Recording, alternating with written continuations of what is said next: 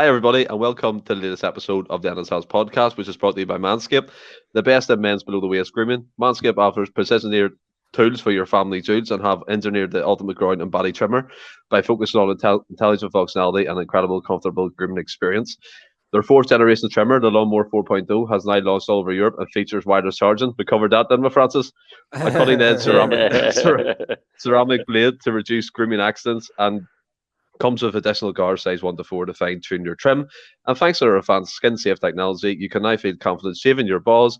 So join over 4 million men worldwide who trust Manscaped with this exclusive offer for you, 20% off and free shipping worldwide with the code CELTS at manscaped.com, and the link will be in the description below. But as always, fellas, we'll keep this podcast rolling and joined by show regulars Francis and our very own Christmas elf Ross. How are you?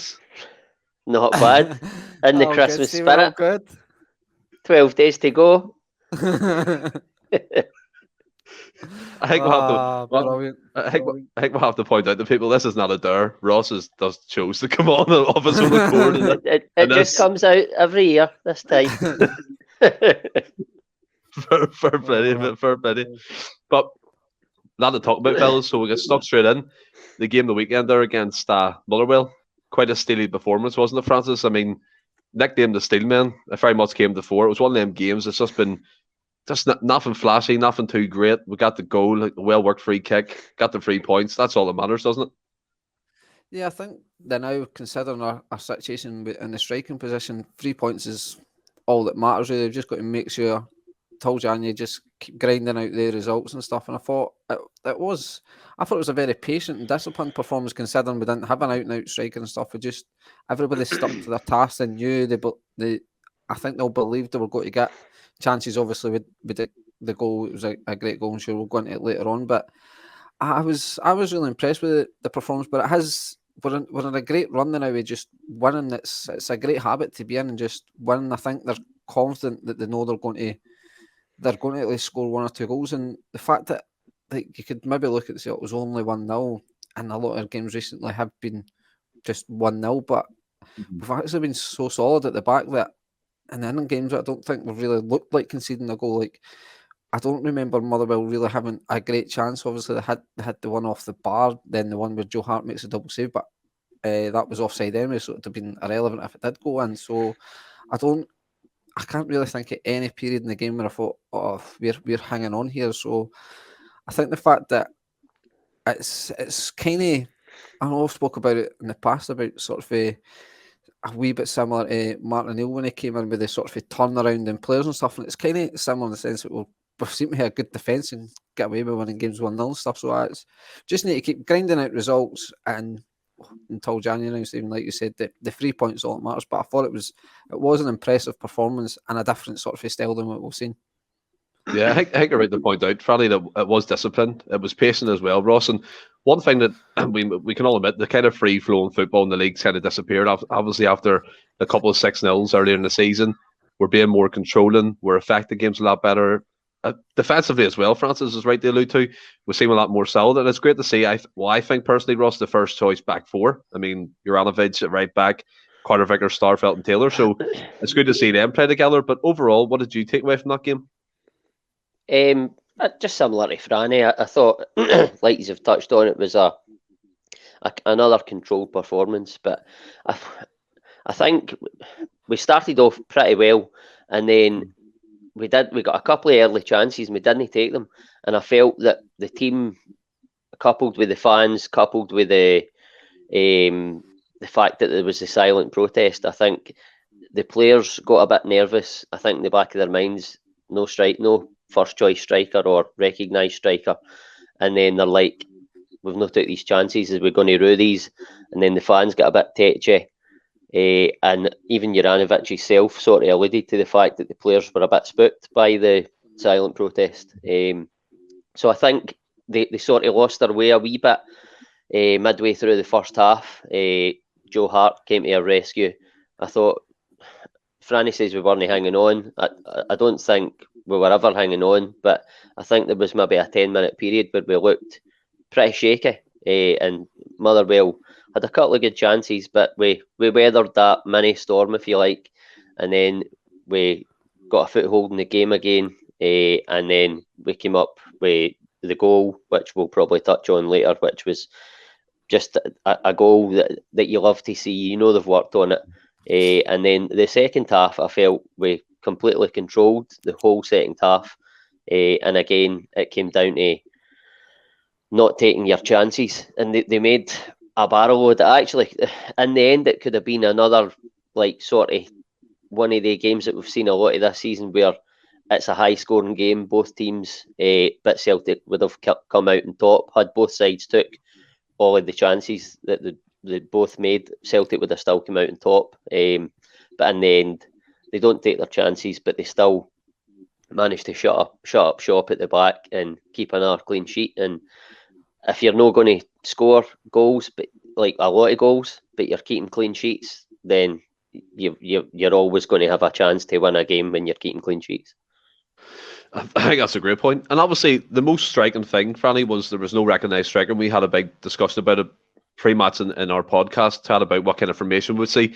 I kind of went for the Rodriguez false nine, but in the game itself, it looked like there was two players. It was like 4-2-4 with Turnbull and Rodriguez playing more advanced. But touching upon Rodriguez, like, he's just unbelievable. The feign of form he's in at the minute is fantastic. And I described him as a dancer in a footballer's hat when I was doing the Celtics of the Mind coverage of the game. And that's the way he is. The way he takes the ball, he took that goal fantastically well. Just one touch, bang into the top corner of the net. It's good to see him like that, especially after it looked like he was out the door. Yeah, I think quite a lot of Celtic fans probably wouldn't have been too fussed if he left, because I think under Lennon, plenty of players last season kind of regressed and stuff, but he was one that just wasn't really featuring. When he was, it was nothing was happening. But he's obviously been rejuvenated under Postecoglou, which is it's maybe not a great surprise considering they worked together at Australia and stuff. But stop laughing at him with that t-shirt. I can see him. I know I can see him, like the wee smile coming on there. Bradley, before you continue, do you want to know what's come to my mind? Do you watch that film Bad Santa? Oh, do you watch it? Oh yeah, I've seen it like once. Oh man, you just look like a depressed Santa on the whiskey or something. This is a happy guy. In a world of seriousness, let's bring some laughter. Bradley, right, go ahead, carry man. on. Go ahead. And so it's good to see, obviously, the sort of a rebirth, I feel like, Rogic, and like you said, Stephen, he's in a great vein of form, and he is a real talent, a really good football player, really good football brain. He has got that killer pass. We know he's got that type of goal in him. We've seen it obviously last week against Dundee United, where he just kind of hits it on the inside. It all just seems to curl a shot. And I can't remember him since the Kilmarnock goal years ago. I'm actually rifling a shot, and everything just seems caressed and just kissed in. Incidentally, it was probably the hardest out his sort of 3 chances. He scored probably the hardest one, because there were a couple of chances at the start of the second half that were probably easier. But I think the chances in the second half are more a striker's chance. It was maybe just a wee bit of indecision. It wasn't instinct with that type of finish. Obviously, like we said, it was clearly a move that we'd been practicing in training, so it was obviously more an instinct finish. But yeah, the guy is on form now, and it can only bode well for us. And you see it when Kyogo comes in, and that is playing plenty of passes for Kyogo and stuff. Look at Nick he used to. I keep catching his eye. I'm going to take this off. We'll not get through that. Rogic is brilliant. He's brilliant in it. Absolutely brilliant in it. In a nutshell. Aye. And to be fair, like you're right to allude to the chance in the second half, especially when it was cut into him in the box. For me, he should have banked, like as you said, just smashed that into the net, but instead, as Ross alluded to, he tried to just kind of finesse it, a wee bit of culture in his foot, where he just should have made full contact. But I mean, Ross, we can let him away with that. He scored a fantastic goal at Tannadice, another brilliant team goal against Motherwell. For me at the moment, obviously Jota and Kyogo are missing, but he's probably our best player, isn't he? He's right up there. You can't overlook Callum McGregor as well, and especially the role he played in that goal yesterday. I thought, well, he sort of he orchestrated it. He made the call. We'll do that one for the training ground. I mean, Rogic is on form. He's playing out his skin. He's right up there with one of our best players right now. You can't argue with that at all. He did miss a few chances. He was guilty of that yesterday, but he can't score every single chance you get. And he's getting a lot of chances, so the low averages, he's probably not going to score as many. He's not an out-and-out finisher, do you know what I mean? But he's just, it's like we've said in previous podcasts, he just brings a completely different dynamic to the Celtic attack when he's in the team. And when him and Kyogo are in the team, he's the one guy that can sort of... he's the one. He's the one guy that can sort of see the Kyogo run in the team at the moment, anyway. And I don't think at the moment Celtic can do with it. But I say do without him. They probably could to an extent, but you wouldn't choose to in one of your bigger games. I mean, we don't need to be without any more players. No, injury I know. It's growing. It's grown day by day, Ross. So keep that comment to yourself. That so bad doesn't come true. But I mean, but looking at the game, there was some good performers. But I want to touch upon Juranovic, Franny, and at some points of that game, he gave the ball away quite sloppy. At the right back position. I thought when Ralston come on, there was a difference. I'm not saying obviously Ralston's better quality or anything like that at all, but do you think Juranovic is just a case of him settling in another position, coming from left back? I would probably say that, just try to settle into, like, I know he is natural right back and stuff, but he's played most of his Celtic career at left back, and he was probably just kind of getting into that inverted full back from the left hand side, so he's probably just having to readjust and kind of getting the right hand side. But like, he's not going to play brilliant every game, so it might have just been one of the games, because once Ralston came on, they went further up the park. He actually played a lot better, I thought, and then so I don't know if it was maybe the fact that obviously Forrest went off early, and it might have been the fact that we didn't have a striker for him to hit it in early and things like that. Could be a lot of things why he didn't seem to play well, but it was probably what I can remember. Like, it wasn't rubbish, but it's potentially his worst game on a Celtic jersey without actually, like, it was maybe a 6 or a 6.5 out of 10. It wasn't great, but it was far from rotten yesterday. It was a bit sloppy at times. What was your opinion of him, Ross? Because I think I'm along the same lines as Francis. I think it wasn't a great game from him. I thought he made a few passes, especially in the second half, just went straight to Motherwell players. He was a bit sloppy in possession. Didn't really show his qualities in the final third, quite coincidentally, until he went up to play the right wing position, which he kind of excelled in towards the end of the game. But do you think it's just a case of him getting used to that side? Yes, he's a right back by trade, but because he's played left back, getting used to the players over there for Celtic, he's moved over again. He's settling in. Do you think that's what's happening? Well, I was going to sort of touch on sort of moving up the park later in the game. I thought he'd done really well when he went up there. Like you've said, didn't have his best game, but I thought he'd done okay. I don't think there was any one Celtic player you could have said yesterday was absolutely outstanding.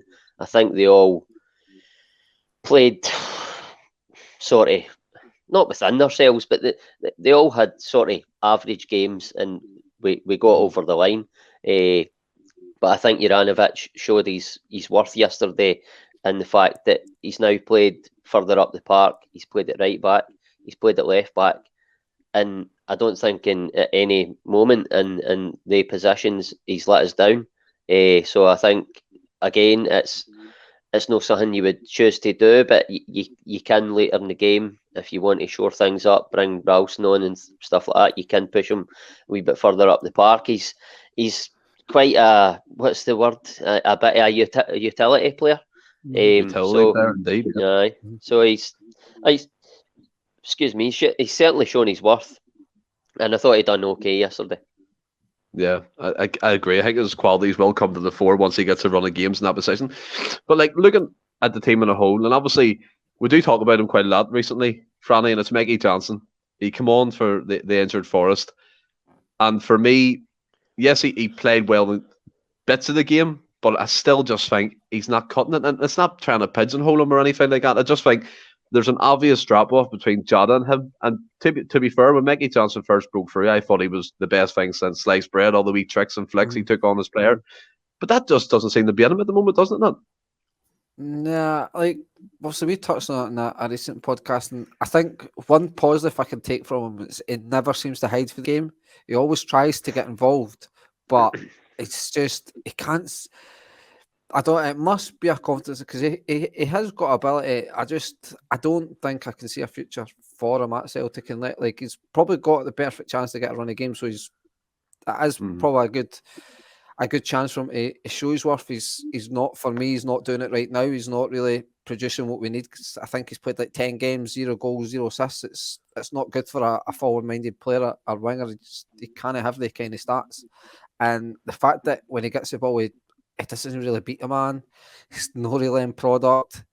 He's coming inside and his shots, he seems to just be lashing at shots, which to me leans towards a confidence thing where you're just trying too hard to actually get a shot off instead of maybe thinking about a shot. But yeah, the boy, just for me, he is struggling now. And I think obviously a lot of fans, I don't know if he's maybe the whipping boy or becoming the whipping boy or whatever, but he certainly isn't putting in the performances that we need.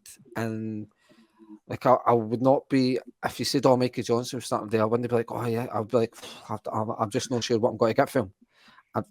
But it's just that, like you say, I don't want to be having a go at the boy, but you've just kind of got to call it as you see it, Stephen. I don't see what I've seen him since he's had a chance to come in and impress. It's just he's failed to do that so far. I totally agree with you. And obviously, Mikey Johnson is Ross's favourite player at Celtic. We all know that in this podcast. But like, I'll give it to you this way to make it a bit fair, right? Obviously, Johnson's kind of back up to Jota. Abada as well, I'm going to throw into the mix there, Ross. I think that personally, he hasn't been great. He hasn't been great for me the last couple of games. Even the game there at the weekend. Yes, he runs and stuff, but he very rarely beats a man. And his end product too is quite questionable at times when he gets in certain positions. He kind of fluffs at the ball or plays the wrong pass. But both our way players at the minute are getting bailed out by Tom Rodgers. That's kind of the truth of it, isn't it? Aye, I would 100% agree with that. Abada, I don't like to have a go at the guy. We say it on almost every podcast. He's just in the door. He started well. You know how it goes. But the last few games, he has been, as you've alluded to before, Stephen, he's been an empty shirt. He's no brought anything to the game. He's not took a man on. He just looks unsure when he gets into that final third. He doesn't seem to want to run at players. I just don't know what it is. And then Mikey Johnson as well. He frustrates the life out of me, Mikey Johnson, because you can see, like, there's glimpses, right? And like you have said there, when he first came into the team, you thought, we've got a good one here.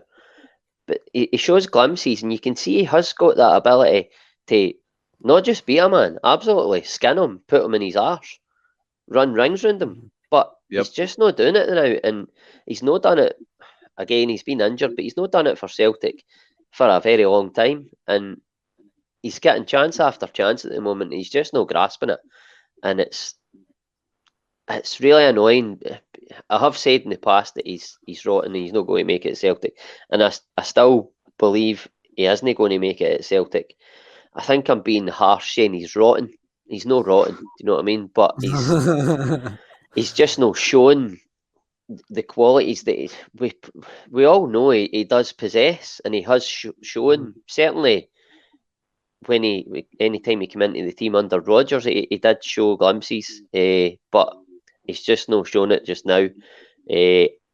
And I think Abada, he will come good, but I don't know. I really can't put my finger on what it is with him at the moment, because he came in and he was like just on fire, eh?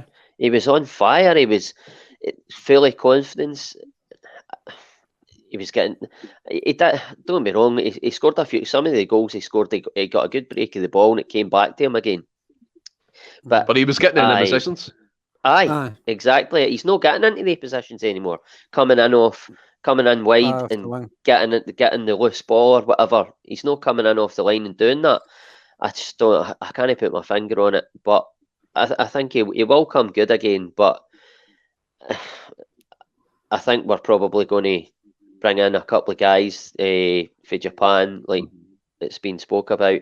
So he might fall further down the pecking order. We don't know, but it's going to bring a competition for places. And if he wants to be in the team, then he's going to really have to up his game. And for, I think he was something like £4 million. I think you can allow him a season to come in and settle. And then after that, he really needs to start showing that, like, he's worth that. But he needs a run in the team.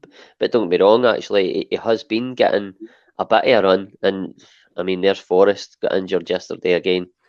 So he's going to be in the team probably. Well, I don't know how long Forrest's out, but I'm guessing that Bodo will start the next game. We don't know, but I just trying to put my finger on it. I think what's helping Abada is the fact that cause his numbers, cause his goal contributions is kind of higher, and I think that's what's helping him a wee bit and giving him a wee bit of leeway. Where Mikey Johnson isn't even, although he's not playing great, he's still not, doesn't seem to be getting any assists and stuff. And he's had one assist, Mikey Johnson. To be fair, I said he set up the Henderson goal. I think you touched on that. Sorry. And I think you touched on it before as well. Like, you look at Mikey Johnson when he came through at Rodgers, like, physique wise, he's the same as he was like 3 years ago, as he is now and stuff. And you look at guys like Ryan Christie who went away and bulked up and got bigger. It's just, I don't know, is he really just thinking, oh well, I'm at Celtic, is it a mentality thing? I don't need to do any more. I just don't know what it is. Aye. I mean, I don't know how he's not bulked up even during the lockdown, because I certainly bulked up. Aye. Wasn't in a good way. we all know what way you bulked up, Ross. Aye. Got a perfect draft machine, and that was it. I mean, obviously, it is a strange one with Abada. He just kind of dropped off out of nowhere. He kind of played a few good games and he dropped off, and he's been dropping off ever since. I think it's right to point out he's not getting into positions to hit them rebound shots. Like, the instinct he was showing, I thought at the start of the season was fantastic. That just seems to be going out the window. He very rarely beats a man. And I know he's probably living off, as you said, Francis, his past goal contributions, his assists, that kind of thing. And that's fair enough, but he needs to come back into form for this run of games. We're going to need him. And then Mikey Johnson, not being harsh here, but he needs to pull the finger out of his fucking arse. He needs to show something. he needs to get involved. Do you know what I mean? And I don't like downing him, because as you alluded to, I thought he was fantastic when he first broke through. I mean, he took players on for fun, not once but twice. Sometimes laid them on their arse, and he scored some cracking goals. And I do hope that comes back for him if he plays a run of games and he gets involved with the team. That's what, in my opinion, he needs to do. Otherwise, as Francis said, he needs to go out and loan and get bulked up and come back again and try one more time. Maybe that's the only option for him. But the end, I have to say, sorry, Steve, I have to say he was very unlucky with that header yesterday, because it was it was a sort of floated ball in. He got a lot of like power behind the header. He had to generate it, and he was unlucky. It was a good effort, and he did show glimpses. I think he did show glimpses yesterday, and it was probably one of, if not his best game since he's sort of come back round about the team again. So I think both players could just be doing a goal. Just be doing a just goal. Something just to give them a wee boost, for them. Basically.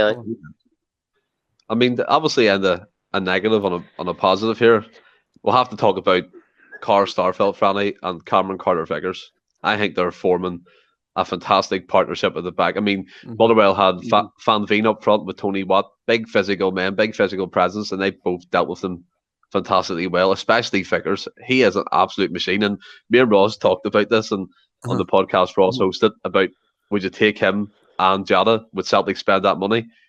I mean, the more weeks go on, Celtic have to spend 12 million quid in both of them. Like, they're both fantastic. Like, well, I think I think regardless, you need to buy Carter Vickers. It's like, I've heard figures from 3 million up to, well, I think the 10 million was quickly squashed when it was like, and that was just the papers chucking something out there. Then I think within a day or two it was squashed. So I've heard like it's around about 3 to 3.5 million you could possibly get the guy for, because he's only got a year left in his contract. But I appreciate, obviously, money in England is stupid. So if it is the 6.5 as well, you would probably get that off an English team, because it's peanuts at the end of the day down there.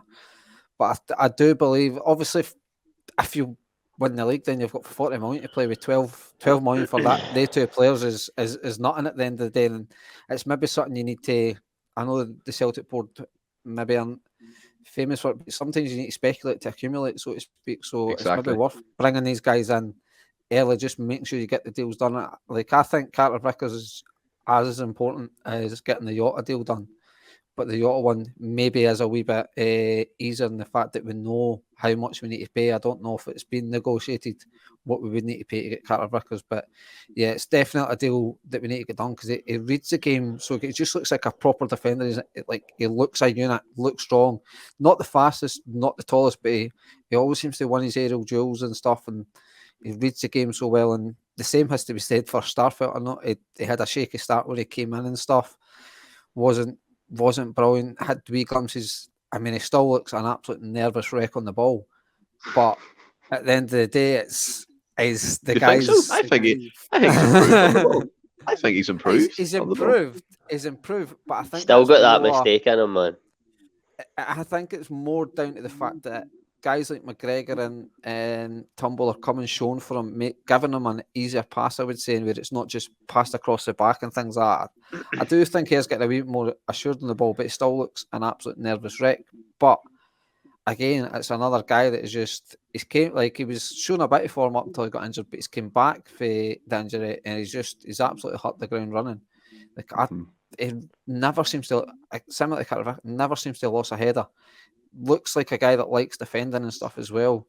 Doesn't look the biggest bulk, but he seems strong enough. And again, my only issue with the two, if you had to pick it, is they're not the quickest and not the tallest two centre halves, I would say. But it seems a silly thing to say when you consider we've got the best defensive record to pick the kind of things up against them. Well, I tell you one thing, Ross. I mean, I haven't seen any player muscle Carter Vickers off the ball yet. If anyone has, please tell me, but I haven't seen it, especially domestic level. I do agree, maybe they're not the quickest or tallest, but they certainly make up for it, Ross, and how to read the game. I think Carter Vickers, he looks slow over the yards and stuff, but he gets there, he gets the ball, makes their striker look like an absolute fool, just gets away from them. Starfelt, big and strong in the air in terms of getting up, the good leap on him. I just think they're two players that have bet it in really well. They certainly seem to be forming a good partnership. Carter Vickers, I think we should move heaven and earth to get him signed on. I think he is I just think he's brilliant. I think he's one of the best defenders we've had at the club in a long, long time. I think he's superb, and I just do everything you can along with Jota to get him. Whether the board will do that remains to be seen. But if it was down to me, that's the two main guys you need to sign in the summer. But moving on to Starfelt, I think again, like you've said, he's starting to look a bit more assured, but there's still that mistake in him. I think when he's defending, defenders running at him, when he's defending the box, I think he looks pretty good. His positional sense and that's no bad, but when he gets the ball at his feet, even when like they pass it back and forward to each other like a game of tennis, about 50, 60, maybe even 100 times a game, and it's frightening sometimes. Because there was a point in that first half where it was near the end of the first half and they kept going, and then it was going to Taylor, and then it was going out to Juranovic, and then the next minute we were almost back in our goal line, and then Joe Hart, like, sometimes I don't know what his feet are doing, but it's quite scary sometimes. But then Starfelt had a moment, it was about 80 minutes right down his byline, and I think I can't mind exactly, I think he tried to pass it across the Hart and he nearly got caught out, and I thought, there's your mistake, that's your mistake this game. There's always one dodgy moment, and he got away with it, but he won't always get away with it, and it's I don't know, they're certainly forming a good partnership though, but when Julian's back and fit, if he's going to be alright in that, do you bring him in for Starfelt? I don't know, because then you don't know if Vickers is going to be there. But Sure. I don't know. They've built up this partnership. If you bring Julian in, then you're back to square one, building up a partnership and understanding between Vickers and the keeper. So, I mean, that's for Postecoglou to decide. Whatever he decides, I'll trust. But I'm warming a lot more to Starfelt, but I still have slight reservations. Yeah, my granddad calls them starships. But like, I do agree with you saying the Julian situation is one decision I wouldn't be like to be in Ange's shoes, because I think we can all agree Julian on his day, he's a fantastic defender for Celtic. He comes up with some vital goals as well. Obviously, the one that stands out winning the League Cup against Rangers, so he's a vital player, does, and hopefully he is back soon. But have no time for him that. But I'm looking forward to seeing him play for Celtic again as well. Yeah, Like so the only thing annoys me. The only thing that annoys me, he points to where he's passed it all the time. It really bugs me. He like just points at people. They're like, "Stop telling me where you're going." But you know what I mean. But 9 times out of 10, he makes the pass, so I can't really complain. But look, as much as we like to talk about, obviously the positive side of things, the centre back partnership, this injury list, Francis, is absolutely mad. And James Forrest is another casualty after only coming back from injury. Yes, he pulled up a game. The game before the European game, wasn't involved against Betis, came back on. He lasted 18 minutes, I believe. And it's just not good to see all these key players. Yes, Kyogo might not be as serious as we all thought, which is fantastic. Hopefully he's back soon. But Jota and Forrest look like they'll be out for a long time. And then the other guys who are injured as well. It's mad, isn't it? Yeah, I think a lot of that can go way. You could potentially go way back to last season. Was it maybe an issue with training last season when they maybe weren't training? Because it's all seems to be muscling. Like, we've had the bad tackles. Like, you look at the Butcher one and Tumble, and he's fine. It's all muscle. It's no injuries seem to. But I can remember if came for a bad tackle or came for any tackle. It's all seems to be hamstring injuries. It's pulling up. So is that down to training last season? It's clearly a new way of training. Obviously, they're training at 100 miles an hour, playing at 100 miles an hour. These injuries are going to happen. There's nothing you can really do to stop them. Like, if Postecoglou wants us to play that kind of high intensity for 90 minutes, you're going to have to train like that as well, because you can't just expect to turn up on a Saturday or Sunday and play that way. So you've got to train that way. So your bodies, and the fact that we're playing at the weekend, then midweek and the weekend, your body's not getting a chance to recover. So that's probably not helping. So it's not ideal. And then it goes back to the depth in the squad, like the drop off and the guys like Micah Johnson and stuff like that come in. It's just, that you would maybe get away with it if you had better quality waiting in the wings. But it's just one of the ones that's Forrest was out for a while. So hopefully it's not a recurrence of that injury, because then it could be any man, any weeks or months he's out for. Hopefully it was just a wee niggle and they thought, right, let's not risk it, just get him off. And maybe it was a wee bit of the whole Kyogo, how it was probably, you could maybe Postecoglou think that it was maybe the wrong thing to bring Kyogo on the other week and stuff. I'm not wanting the same happen with Forrest where I've got him out, so I'll take him off when he's felt something. So you just hope that you can get these boys back, try and get to January without any more injuries, and you can hopefully get more guys in. And obviously it'll still not be great if you get injuries, but you've probably look at the bench going, well, I've got better quality come in, or equally I can give guys a rest during the week. I can rotate a wee bit better without such a drop off in performance. So I think a lot of it's a new style of play, a new style of training. It's unfortunately, I just think it's part and parcel of that. I've never thought about what you said there, Fanny, in terms of tracking it back to last season. What was the training regime like then? Was it that bad that the players, Ross, can't get used to the way Postecoglou wants professional athletes to train under this kind of intensity? I'm not trying to say that, like, there's not clearly Neil Lennon would have fed them too. It's maybe just I'm just kind of just chucking an argument out there. There's obviously nothing to suggest that's why it is. Like, I'm not trying to suggest Lennon was unprofessional or that. But it is a good point. Sorry, Ross, but it is a good point what you're saying. And like, obviously, you look at it. I've seen certain people say maybe Postecoglou should tweak his training methods, kind of stuff like that. But I don't agree with that. Players should be able to train, go to the match, do you know what I mean? Recovery time. I know that's important. But what strikes me the most as well, Ross, we finished with Ranovic at right wing against Motherwell, so it does show the depth of squad is certainly lacking in that area in terms of forward areas. But do you think, obviously, with a run of games coming up, I mean, the next 4 games are all the way away from home. Obviously, one's a cup final at Hampden, but you've got Ross County, Dingwall, St Mirren, and then St Johnstone. It is a tough kind of schedule, isn't it? Especially getting in with an understrength squad. That pesky computer generator, eh? It isn't set up at all, those fixtures. It's the computer generator. It is.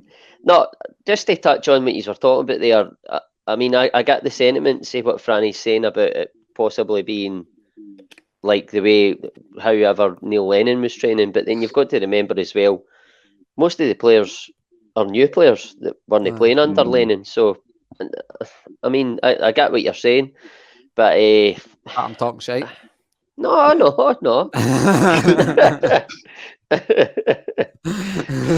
Everybody just assumes I'm being a dick. No, but as regards, aye, well, I mean, I couldn't argue with that.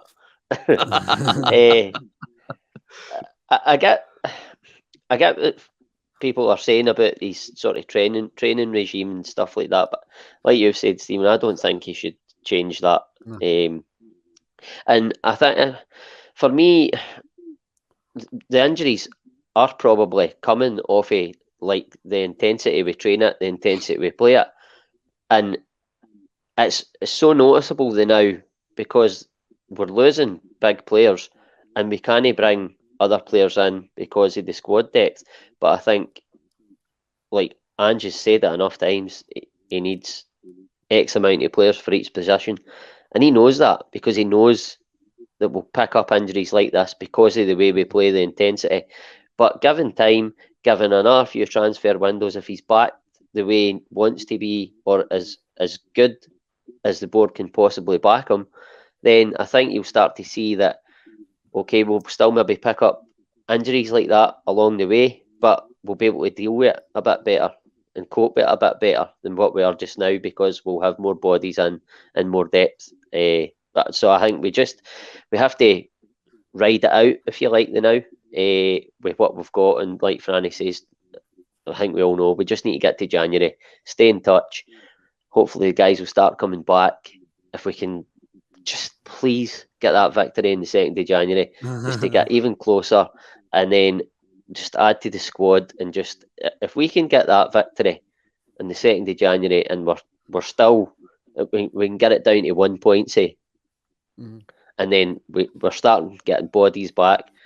We're obviously going to get bodies in. It's the worst kept secret ever that we're bringing these guys in for Japan. So I think if we can just get to January unscathed and just get like games like yesterday, just see it through. Guys like Vickers at the back, you've got every chance. Joe Hart and goals, doing what he done yesterday, you've got every chance. And we have got goals. I was going to say all over the park, certainly from middle to front. Middle to front, but at the moment we need the guys in the middle to come up with the goods because we're lacking in that central focal point. But I just get to January and then give them a big fright in the 2nd and then just go for it. Well, just to come back into quickly there, Ross, right? Our next league games, we'll touch upon more detail, obviously going to Dingwall and Ross County. But Ross County away, St Mirren away, St Johnstone away. Do you think we're going to get maximum 9 points? Yes or no? I mean, you can never predict the future, but on paper, Celtic should take maximum points for that. But then that's not how football works. They'll probably, Celtic, like say Rangers yesterday, right? You're looking at that game at Tynecastle and thinking that could be a banana skin. They won it quite comfortably. Rangers will probably, and Celtic will probably drop points in a game where you least expect it, and it'll just it'll put things wide open in the title race again. It's going to be nip and tuck all the way, and it's right up for grabs. it's anybody's title right now, and it's so interesting. And as much as we love Celtic winning all the titles and winning them at a canter, it's no good for the ticker, but it's certainly enjoyable, and it's really good for us guys doing this sort of thing that we're doing. It makes for a good chat. It does, definitely. That was the longest yes or no answer ever, Ross, so thanks for that. But well, I don't do yes or no's. I know that, buddy. But frankly, I mean, Ross makes an interesting point. Obviously, we know we can't predict results of things like that, but usually problems like Ross County and Dingwall going to St. Mary's St. Johnson would be thinking 9 points. And for me, it's quite critical we don't drop anything, whether that's a draw or a loss. I don't think it's acceptable, because we need to focus on our results and not results from the other side coming through to kind of work for us. So we need to keep this run and momentum going. Do you not think so?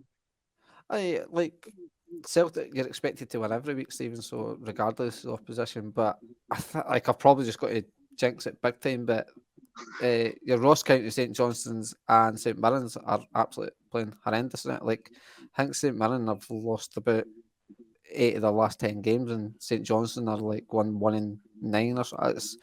They're all in Johnson terrible are rock form, bottom of the league. So I'll probably just jinx it, and we'll drop points in probably 2 of the games or something. So it's what I know, but it's just that you'll go in the naughty step, boy. He's talking. But you've definitely got to like we touched on way back at the start of the show. We're in a really good place now, form-wise, where you're like, there's no better habit than winning. We're in a really good habit winning now. So I just can't see anything right now. I can't see anything but 9 points out of the come January. Or there's running 4 fixtures. I can't see anything but us getting 9 points and a cup in the cabinet in the next few weeks. Yeah. I honestly can't see anything but that now. See, at the end of the day, see when you're sitting 4 points behind Rangers in the league, going into halfway through December, there's no such thing as a draw for Celtic. No, you can get away with it when you're in front. Rangers could get away with a draw now, but draws are no good enough for Celtic. Yeah, at this moment in time, it's win at all costs. Mm-hmm. Yep, 100% agree. And obviously, won the match yesterday, gents, against Motherwell 1-0. A steely performance, as I said at the start of the podcast. But one thing in the game that we all can't ignore is the protest going on, Ross, the silent protest. Juranovic, you said at the start, came out and said that kind of the players were spooked bad. They were talking about it in the dressing room. I think he joked at one point saying the players should go on the pitch and just drink a cup of coffee and sit down. So they do know what's happening. But with this, I spoke about this on the Celtics State of Mind coverage and the full-time kind of reaction. And I was saying that I can see where it's coming from. Obviously, you do want to back the team, but sometimes you need to make this board sit up and listen. They ignore the fans for me far too much. And at one point, I did hear some fans, I wanted to confirm before I said it out loud, kind of saying, you can shove your silent protest up your, you know what's after that. Mm-hmm. So you could hear the discontent among supporters. In the stands, that's not good, because we all praise Postecoglou from separating football with the politics on the boardroom. But as long as these protests keep going, Ross, it seems like it's going to end up affecting the football pitch. Well, I understand why they're doing it, right? But they've done countless protests in the last number of weeks. They've done the tennis balls onto the pitch. They've done a few silent protests now. And still, there is no answer for the board, the club, right? So these silent protests are doing nothing, because the board don't care, right? They don't care about the fans. So it doesn't matter how many silent protests you do. They'll speak when they're ready to speak. It doesn't matter about the protests, right? So for me, just everybody's entitled to protest. This way is not working. And it's actually having, in my opinion, a detrimental effect on the team, on the pitch. So I think for the remaining games, or the next games, whatever, they should just sort of sack that. The club are out of order for no coming out by now and saying, just making a statement like people have touched on in other podcasts and other areas. Just, they don't need to mention names. Just make a statement. We're not appointing X, Y, Z, whatever. the silent protest is not working. It's not helping the team on the pitch. So just for me, I would sack that now. Maybe do a protest outside the ground just to keep it in people's minds, but keep it away from the inside the ground now, because it's not working. It doesn't matter how many protests you do. For me, they're not going to listen. They're ignorant to the Celtic supporters' feelings. So this protest is right now for me doing nothing good. It is quite a damning verdict, isn't it, Francis, when Juranovic, one of your top players, comes out and says it's affecting the team, basically saying it up front. They're talking about it in the dressing room, they noticed it on the pitch. And Ross makes a great point. We all know this Bernard Higgins thing. He's not welcome at Celtic. They've done their protests with tennis balls, a silent protest. They have banners at every game. And I, for one, support them saying he's not welcome. We were on that agreement, the kind of letter that was sent to Michael Nicholson, the chief executive, saying we don't support the appointment. And what annoyed me yesterday was the fact there seemed to be a discontent among Celtic fans. It seemed to be growing throughout the game. There was the chorus of that. You can shove your silent protest up your, you know what I mean? But that was coming out, and then you heard some fans trying to sing, and then it tailed off after like 10, 15 seconds. The atmosphere about the park just wasn't great for me. And I agree with Ross to that extent. Maybe protest outside the ground, keep your banners obviously within the Green Brigade section, give them to other supporters to hold up. But I think we should start backing the team, especially through this busy schedule. Yes, it's a hard, because like you say, you want, without obviously going into the whole Bernard Higgins thing, why we're protest, like the silent protest was in sort of a retaliation, if you like, because the Celtic board have been silent in replying to letters for the Celtic Trust and things like that. So it was a wee bit of that, at the fact that, well, if you've been silent with us, we'll be silent there. But like, I think there's plenty more folk in the stadium that could sing. Granted, like you said, they tried and tailed off. You can't just pin this on the Green Brigade for it being silent. Oh no, definitely not. Definitely not. No. They're just like, what? I mean, I don't know how many there is. Maybe 5,000 or something in that corner. Maybe I don't know, maybe 5,000 in that corner. You can't just expect them to generate all the atmosphere. But you do want to support the team, especially at this time. And the silent protest can maybe have a negative impact. But again, I understand it. It's just, but like used to say, the board just they are ignorant to it. They're not really interested. It would seem, and they should just come out and make a statement. Like one statement could stop all this and get everybody. Not that nobody's on side, but it's like you say, it's a tough run of fixtures. It's a massive season. There's a real opportunity here. You just want everybody on board, everybody fighting for the one cause, everybody on side, and you didn't need, like, as we've said before, Postecoglou's done well and managed to keep all that carry on aside and keeping the players playing the way they are and keeping that as a separate issue. But when you start hearing songs like you heard at the weekend, that it starts, that can maybe hit numbers when you can actually hear the sort of fans against each other. So Postecoglou's done well to keep that kind of thing away. So it's just, I would, whilst I want to agree with it, like the whole staying silent and stuff and why they done it, it's just, we just need to get behind the team and just get behind the team. It's one cause, just get behind the team. But the board the board could really stop this in an instant if they wanted to. We all aren't blind enough to see who's causing that divide among the fans. It's the Celtic board. At the end of the day, it all stems to them. It's an issue we could probably talk about for hours, but unfortunately we can't do that. But I think the main is we support obviously the kind of protest angle where you're coming from, but just get behind the team. That includes, as you said, Franny, every fan on the ground. Sing if you want to sing. You shouldn't be told not to sing. Get the atmosphere going if you want to. And as you rightly said, it's not on the Green Brigade or other groups who've decided to do this. If off your own bat, get the atmosphere going if you want to do it. So I mean, get behind the team you all love, and that's Celtic Football Club. But one of the things that the silent protest did benefit, Ross, was the shambolic performance of that referee. Because if that stadium was a full voice, he would be getting absolute dog's abuse for his performance. Because did he forget his cards? I genuinely don't know what was going on in that game. There was some tackles that went, and you're going, that's a definite booking. Obviously, the counter attack stopping the fluid movement, professional foul always ends up in the other card 9 times out of 10. We've seen it before with Cal McGregor pulling it just a wee nick at the jersey at the halfway line. He gets booked.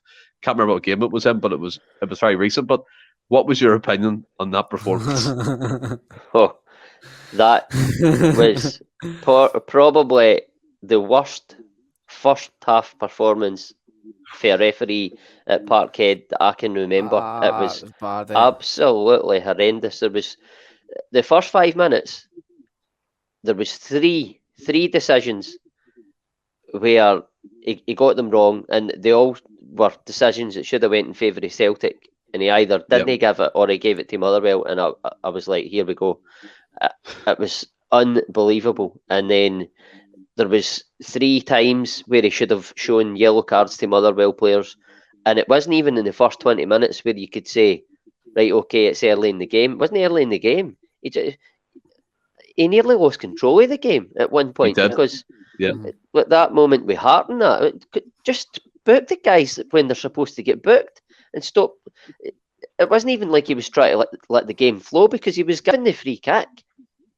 Yeah. It was just bookings, just book them.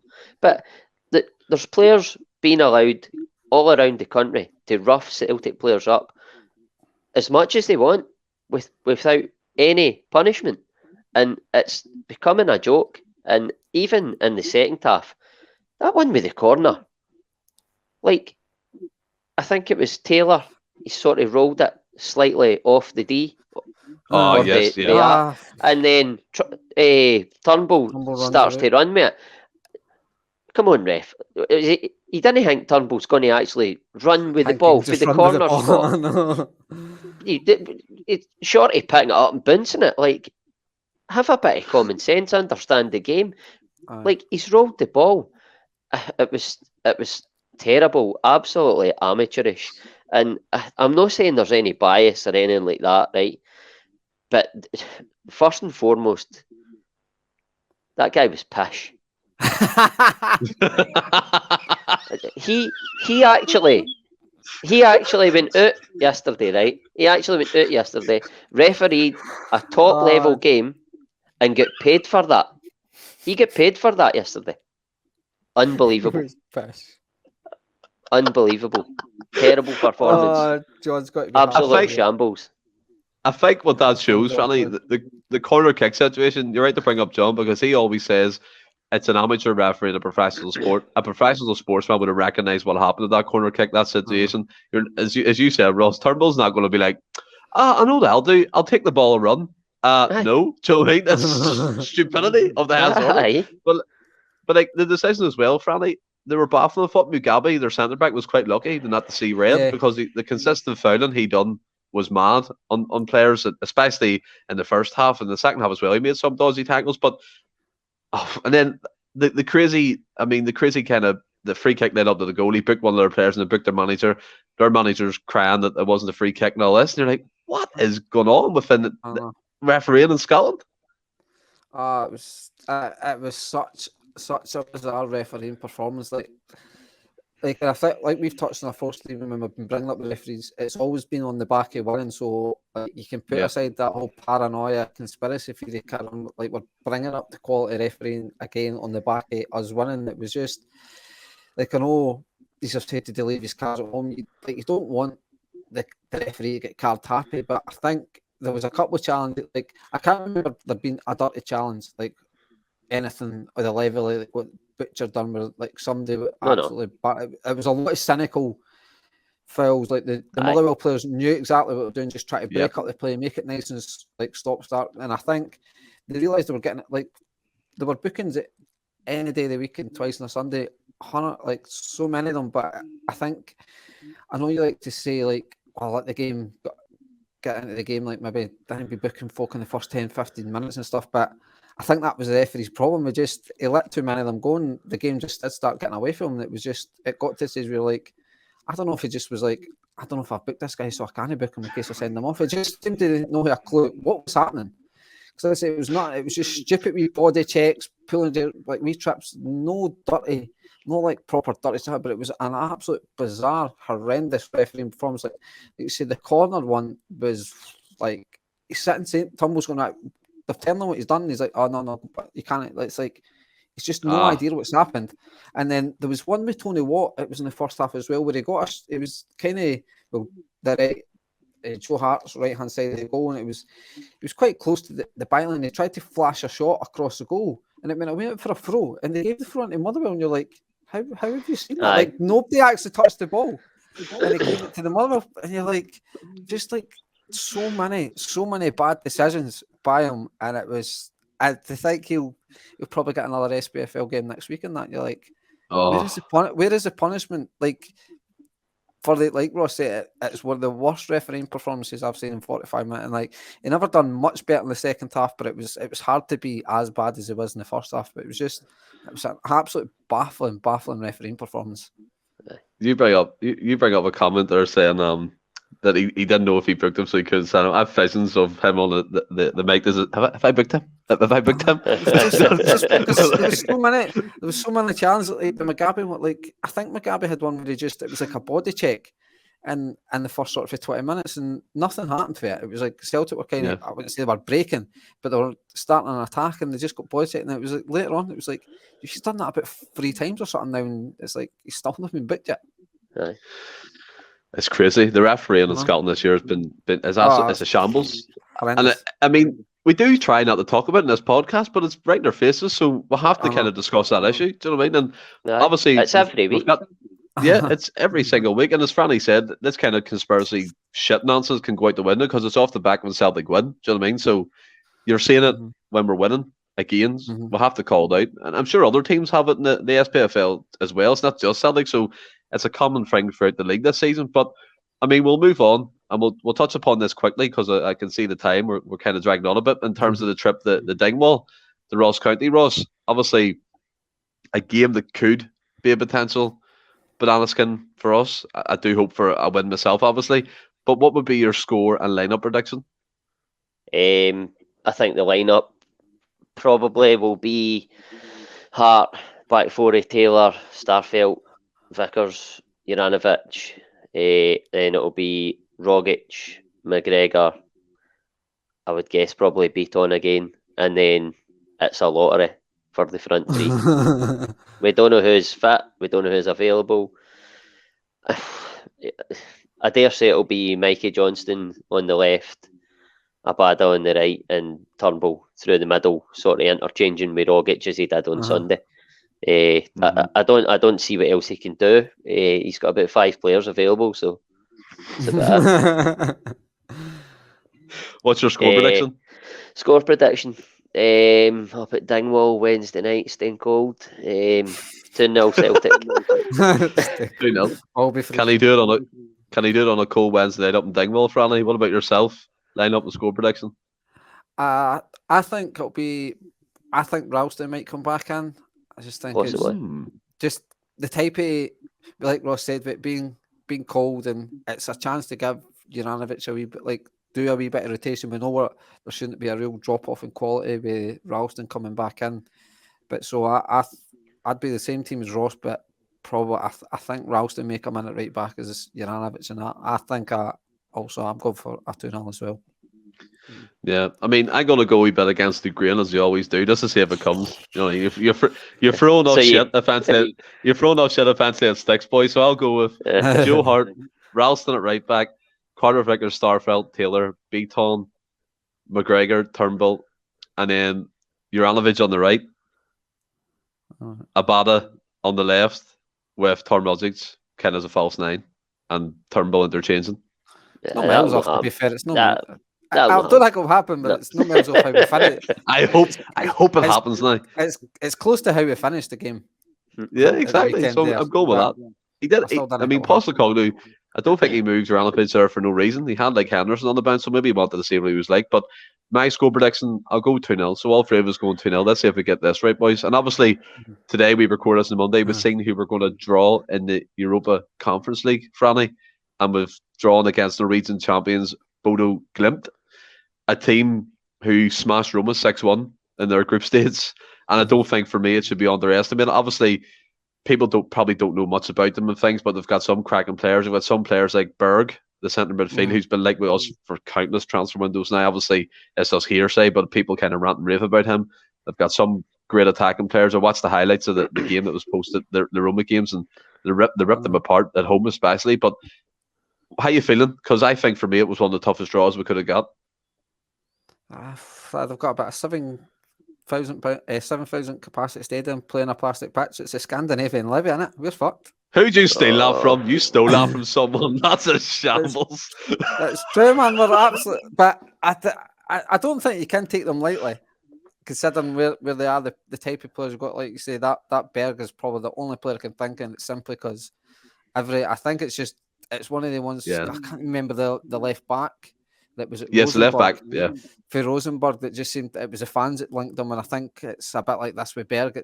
He just kind of gets linked with Celtic through fans and stuff. So yeah, they're a decent enough team and they've got something. But Celtic should be looking to beat that, like, this level of opposition. We need to get back to getting, like I said earlier in that chat, we need to get back to the aura of Celtic, saying we, like, that team should be looking at us going, oh no, we've got Celtic.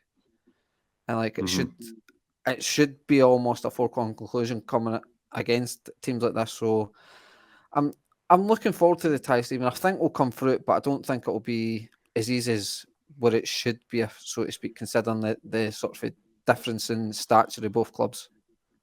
Yeah, I totally agree. And actually, say to be fair, quite right, you point out the plastic pits and the 7,000 seater stadium. I did see someone say that earlier on Twitter, so I'm not quite sure who you post that from, but well done getting it in the podcast. Ross, come to yourself. I mean, by all accounts, the smashed up Roma, Norwegian champions, 2 years on the bounce. They've got some good players. Their manager's kind of a young technical coach. A lot of people are kind of looking at the poaching for the future for big clubs. May not have the pedigree Celtic do, but we've seen Celtic kind of slip up before in ties that we think we should win. As I said, I do personally believe this is a tough draw. I think it'll be a close one, whoever gets through. Obviously, Celtic, I hope, gets through, but what's your feeling towards it? Well, anybody that plays Roma and beats them 6-1 can't be taken lightly. No. I don't know a lot about it. Jose Mourinho Roma. Aye. But I think they'll probably be looking at Celtic as well and saying that wasn't really a team we wanted, because I think Celtic have shown against Leverkusen and Betis that they can be competitive against quite decent sized European teams in terms of stature. So it's not going to be easy, but I don't really know a lot about them. The only thing I really know is that in fact, no, I don't even know. Where were you going with that? I don't know. I lost my train of thought. I was trying to pull something there for somewhere. No. It sounded that. I was going to go for the plastic patch, but Franny stole it. No, you can't take them lightly, to be fair. But I don't think you can take any European tie lightly after Christmas, because any team that's in Europe after Christmas are no dummies, for want of a better word. Like, obviously, it's a new type of competition. We obviously don't know where it's going to pan out, but it does quickly come to both of us, Franny. Do you think this is a competition Celtic should be aiming to win? David Turnbull seems to think so, but what do you think? I don't see why not. It's a European competition. It's essentially the Cup Winners' Cup that's came back at the end of the day. So it's the third European competition back. So I don't see why. It's a competition Celtic should want to win every competition they're in, and I don't see why. And as a professional football, I know it's changed now. It's a lot of money involved in football, and players' priorities are different and things like that. But I certainly think if you're a Celtic player, you should be looking at potentially. I don't think it'd be easy to win it. There is still decent teams, like you might find your Tottenhams, and did Leicester drop into it? I'm not sure. Yeah, I did. Like if they manage to like get into the latter rounds, they might start taking it a wee bit serious just to pick up a European trophy. So it just a lot will depend on how some of the other teams maybe take the competition, like your the sort of English teams that will drop into it, maybe like your German or Italian teams, if they maybe take it serious. But I think we should be looking to try and certainly go deep in the competition anyway. Yeah, I totally agree. I think it plausibly probably not winnable straight away, but if we get favourable draws, Ross, it could fall in our favour to kind of get far. That's obviously surmising we get through Bodo Glimt, who won't be no pushovers. Do you know what I mean? So that's the first time, be a tricky one. But if we do go through that, I think it's a kind of a stage of European competition we should be aiming to get far in, at least the semis, final, that kind of thing. I don't see why not. I don't have an issue with David Turnbull saying that they want to win it. I would be more worried if he wasn't saying that. So you just need to see that you take each tie as it comes, give the team the respect they deserve, and play, as Ange Postecoglou says, just play our football. We want to play our football and see where that takes us. And if it's good enough, it'll be good enough. If it isn't, then we'll just need to take Rangers all the way in the title. Yeah. I think as well, like, for me it is. It should be a competition. I have no problem, as you said, Ross, with Turnbull coming out and just saying, look, it's a competition, European one, as you said, Friendly Cup, Winners' Cup, basically coming back, Intertotal Cup, whatever type of level it is, we should be aiming to win it. But look, guys, that brings us to the end of the podcast. It's been a fantastic show. I mean, I'm surprised at myself getting through it. I had a shaky start laughing every time I caught eyes. Every time I caught eyes with Ross. Oh, is it my headphones? but kudos to you, man, for coming on like that. Unbelievable. But no, you're not going yet. The quiz is back. Oh no, thought we were getting out of that there. This is off the top of my brain, so please forgive me if it goes a bit thinking. Right? Obviously, I need to concentrate on you actually saying it, because you'll say it 100 mile an hour because you get too excited. I do get it. I'm really an excitable person. I know. Start getting subtitles for the quiz. Aye, Ross, don't go there. Come on now. Right. Come on now, you. I love slush. Right. 5 questions. 5 questions. You know yourself. This first of 3, whatever. Right. So first question. How many trebles did Celtic win in a row? 4. Ross, 1-0. Oh, who started in goals in the League Cup final? The quadruple treble. Oh no. 2-0. Yeah, Connor Hazard. Yeah, he's got it right. It was the Scottish Cup. It was the Scottish Cup, no, the League Scottish Cup. Yeah, because it was replayed obviously a year later. No, because of COVID, it was like kind of in the middle of the season. Got confused a wee bit. Trying to get it right. He's got it right, getting it wrong. Celtic signed Tom Rogic from where? Brisbane Roar. Oh, what's that? Was it like some Nike project? 2-1. I'll give it to you. All right. Tom Rogic has been at Celtic for how many years? 9. Yeah, Ross brings it home. You're joking. Ross got no chance. No chance. Ross got there first. I'm on the phone. 3-1. I'm on the phone to Travelodge now for their Wi-Fi. There must be an issue here. I swear that was the magic elf dust that was sprinkled onto there. I can also say, obviously, the people who are listening and watching, if you're liking what you're seeing on YouTube, hit subscribe, hit the bell, notify me go live. Doesn't cost a penny. Just builds our subscription base, and we're really grateful for the support we're receiving so far. So much stuff planned, guests and all come back on, so it's all looking up for us at the moment. And guys, have you enjoyed this one? Brilliant. Been a good laugh. It's good to be back on with Franny and out of the host chair, because that was absolutely horrific. That Manscaped reading was awful. Nah, man, you did fantastically well, and you'll be on the host chair more often in the future, like as all will be. It's going to be a rotation basis, so we're all looking forward to that. And as you said, Manscaped, get involved, 20% off, link in the description below, take advantage of it. We're getting closer and closer to Christmas. Just get involved, guys. Until we speak again, stay well and keep safe. Hail, hail.